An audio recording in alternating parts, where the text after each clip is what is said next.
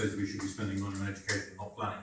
We do both. We have a superb education system in Wandsworth. We've got 94% of our schools are good or outstanding according to Ofsted, which is way above the London average. I think it's about 68%, and it's above the national average as well by a long way. So we've got a superb record in education, we've got superb schools. And you're absolutely right about apprenticeships, which is why we're working so hard to make sure that all those developers over there are giving as many apprenticeship opportunities to young people locally as we can. We've just launched a scheme called Work Match, which does exactly what the gentleman here was saying. We match up opportunity at Ballymore or wherever, whichever developer, you know, they're going to need loads of plumbers, loads of electricians, and we get local young people into those job opportunities. And it's working. It's really working. Okay, well, the Green Party thinks education is a right, not a privilege. And they're very keen on small classes and small schools. I think a lot of the schools are too big.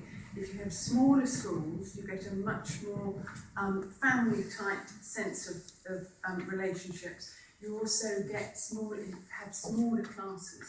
If you get the first few years right, if you get the reading and writing and mathematics right in the first few years, you know, the famous Jesuit priest who said, "Give me a child of 7, and she is mine for life." Get that right, and then actually they can, perhaps even if your secondary schools aren't so good. I don't agree with you at all about the schools in Battersea. I ended up home-educated. That's what Ofsted has said, isn't it? I'm sure they have. But I'm just saying, getting away from the Green Party at the moment, my son went to Ethelberg, a school that's pulled down. It's now luxury flats. And then went for a couple of years to Montessori. And then I thought, well, we didn't want to privately educate him, so we home-educated. Not that schools are bad at all, but we just couldn't find the right thing here.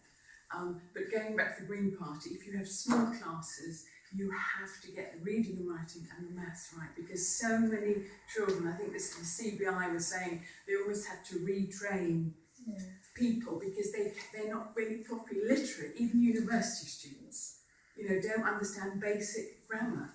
And when I was at school, we used to spend 2 or 3 hours a week on grammar and analysing sentences. You must get this right, and also mathematics. It's really important. And also in my day, I think the fees were £60 a year, because it was very much that attitude that we were the future. You invest in young people. Just going back to what this young lady said, the most important people. Absolutely the most important people. And when my son was at college, he was at Kingston, they took away the £30 a week. What was it? Yes. Yeah.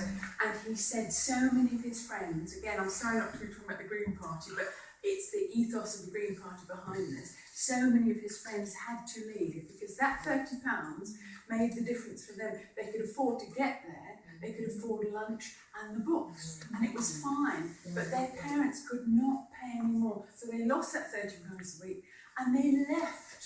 And he said some of them were brilliant A-level students and would have gone to university. And again, I think it's if you've got the money, if you wealthy people who have tutors who get their kids to the universities. And also a lot of the universities, it is more profitable for them to take wealthy foreign students. And I know this for Exeter, they have been taking wealthy foreign students with lower grades than some of the British kids.